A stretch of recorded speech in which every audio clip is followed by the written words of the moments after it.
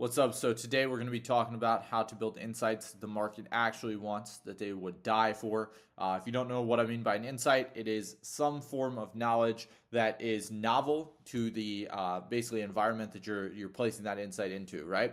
So there's a ton of different insights that you can place into a market, right? In this video, I'm going to break down how to actually build these insights, how to build something that the market actually wants, and how to build something that you can either use to build like a micro personal brand, some sort of insight that isn't shared elsewhere. And this is very important. This is like the teach a man how to fish versus, just give him a fish, right? I need to teach you how insights are developed so that you can understand behind the scenes what it looks like to actually build these insights and build a business on solid foundation, right? And if you don't build on an insight, you're not going to be able to build something that's actually profitable, that's actually a viable business. And so if you don't know who I am, briefly, I've generated 10 million online in 2024, and I realized I just spelled online wrong. I'm spending around $1 million a month in ad spend now. Me and my team are spending around $1 million a month right now.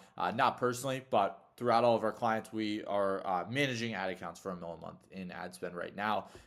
We have around 20 million followers in our portfolio. I think it's around 25 million. This stat was updated at the end of 2024. So it's around 25 million now, I believe. But not going to make up numbers, not going to lie to you. We've helped literally hundreds of clients. We've literally helped serve like over 100 industries.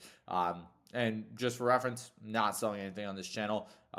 The goal with this channel is purely just to build a community of cool people, gain some reciprocity with the world, attract top talent, be able to scale my business and show you what's working, what's not working, and what's going on behind the scenes. All that I ask, you give me a little bit of feedback. If you hate the video, dislike it, leave some hate in the comments. That would be greatly appreciated. And if you find any value, pay the fee, which is just like subscribing, liking. I do all this for free. So if you found it insightful, just drop me a sub.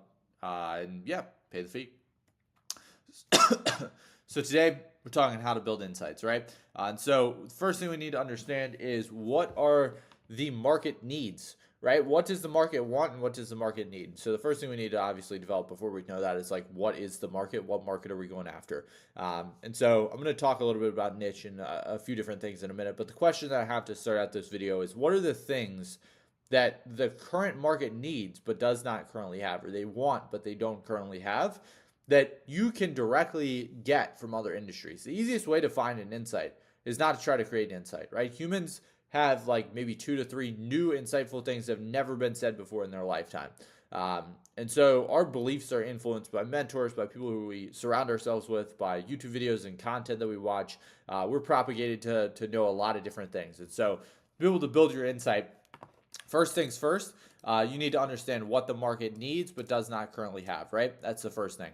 Now, from there, we can look at like, what is your niche? And I'm very anti-niche personally. Like I said above, I've worked with literally hundreds of niches, hundreds of industries, vertical segments, literally all over the board. And so I don't believe necessarily that you should pigeonhole yourself into a niche, but for messaging, it is way easier to get ads to convert, to get DMs to convert if you are specific to a niche. So you're not saying, hey, this is a niche I'm picking forever.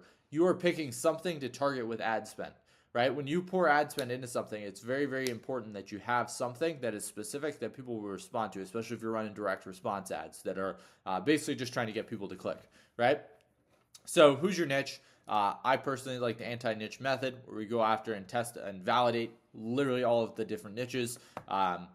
This doesn't mean that you shouldn't have a niche in general, right? You should definitely have your messaging associated to a niche, but the anti-niche is something that I like to use as a theory when I'm doing it. And that just basically means validate and test multiple different niches. Don't be ever stuck to one place, right? And so, for example, I'll give you a few examples here. Example number one is your niche is like corporate businesses, right? You're trying to target corporate, and this is, one world that is, pretty hard to target, but the example here is corporate businesses. So we need to look at what are the biggest things that our customer support teams or our people are complaining about, right? What are the biggest complaints that the market has?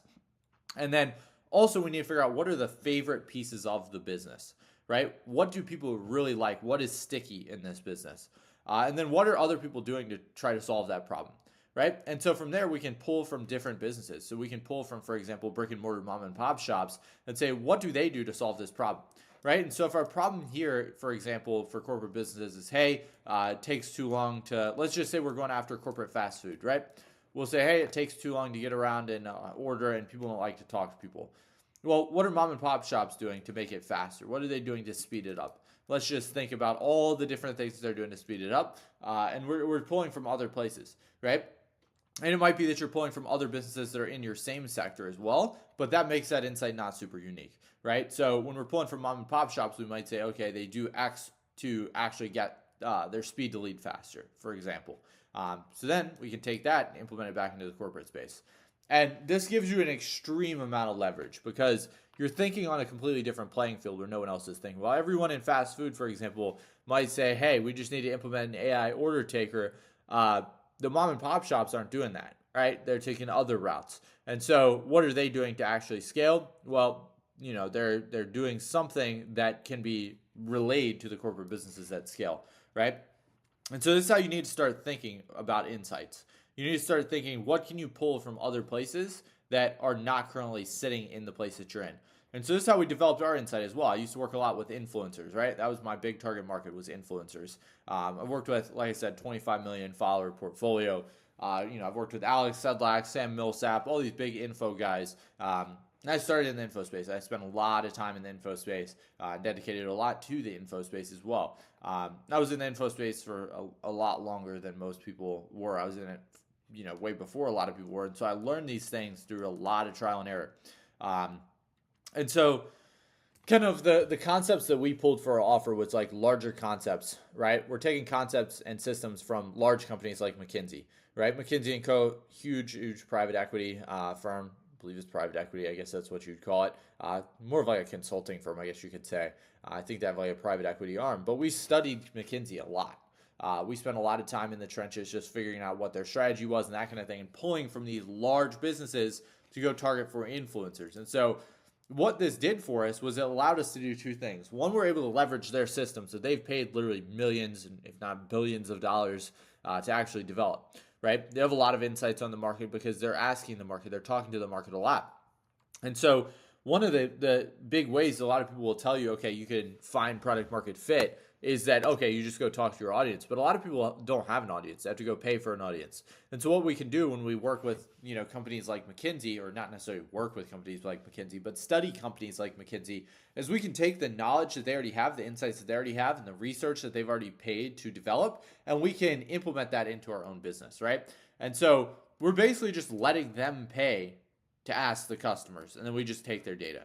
And McKinsey uploads a ton of free data, right? They have free blogs and free articles and that kind of stuff because they're just trying to get known. And so we can basically extrapolate this and take all of these systems and put them back into the influencer space. And that's exactly what we did, right?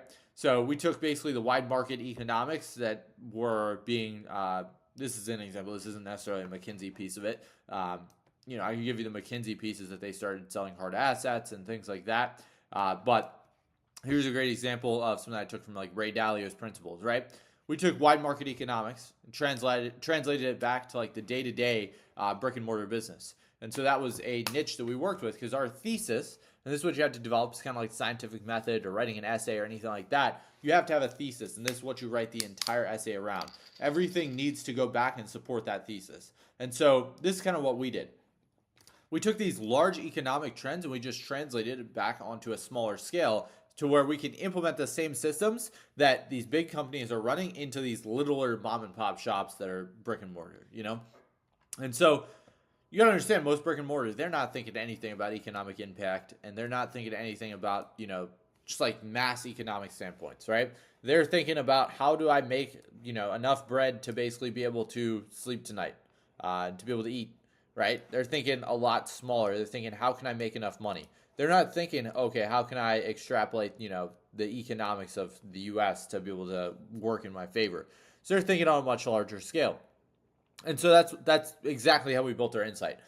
This is the theory that built our insight that we use, for a lot of our marketing. And we packaged this into something after we have this insight of, okay, they're not looking at economics. Then we package that insight into something that they want, right? A lot of people will try to sell an insight. If I just go to a mom and pop shop and say, hey, if I go to a mom and pop shop and say, hey, you don't have the right systems to withhold the economic piece that you're working with right now, they don't give a fuck. They don't care about the wide economy. They care about how can I make money today. They care about leads. They care about deal flow and lead flow, right? And so we extrapolate that into exactly what they need, and that is leads and getting those leads to be booked appointments, essentially. And so obviously, validate that by talking to the market. Every market's different. For example, in the influencer space, obviously I'm talking here about brick and mortar and mom and pop. But in the influencer space, they don't really give a fuck that much about leads because they already have infinite leads. They need to worry more about deal flow and conversion, right? And so not every industry and not every vertical is the same. They all are going to have different pieces of them. But we do need to validate that by talking to the market. And again, that comes back to like the McKinsey studies. We can basically leverage their research, right? We can let them pay to ask the customers what they want, right? And so that's exactly what we did. We validated it through that. And the market wanted more leads and money. That was their goal. They wanted to make more money and get more leads. And so that became our value proposition, right? We took this and we put it back in here. We said, okay, they need, something where they wanted leads. So this is like a full flywheel here, right? You figure out what you think they want, you validate, talk to the market, then you come back and say, okay, was that correct or was it not correct? If it wasn't, we revalidate. And so rapid validation is huge. That's why we use ads. But the faster you can validate, the faster you can, go to market. So this is where we kind of came up with our insight of like, we help you get more leads by exploiting large-scale economics into the micro-local economy of X. And this was, location. This could be like of sandwich shops or something like that, very specific, right? And so if you hear this sounds a lot better than I'll help you get more leads because it sounds like you know what you're talking about. It sounds like a valuable insight. And so people are always looking for novelty. And this is what we call novelty bias. This cognitive bias that basically states that people want something that's new. And so this novelty creates high demand. And this does two things. One, we leverage their desire and their pain, which is to make more money, get more leads. And two, we are going to be able to present a new way of solving this problem that they haven't heard before. And this is where the novelty bias comes in, right? So the novelty bias basically is just like high demand for novel insights. And so when there's high demand and low supply, as everyone knows, if you've taken basic supply and demand economics, okay, that's something that you need to exploit. That is a valuable insight. And so that's kind of what we're looking for. And if you exploit this formula, you will be rich. This is pretty much all the insights that I've developed on building insights through a lot of different trial and error, a lot of different pieces of education. But your insight's the most important thing because if you don't have an insight, you can't build a valuable business, right? And so your insight needs to be a few different things. It needs to be novel, right? It needs to be something that they haven't quote unquote heard before. So like what I said, there's probably not that many people that are out here talking about exploiting the economic system to be able to make money, right? So it has to be novel. And then it also has to actually be valuable and play into their desires and their pains, which is getting more leads, deal flow, conversions, all that kind of stuff. If it doesn't play into their actual wants and needs, you're not going to be able to sell it. So that is basically how to build an insight, how to build something that's valuable, and how to build a valuable business.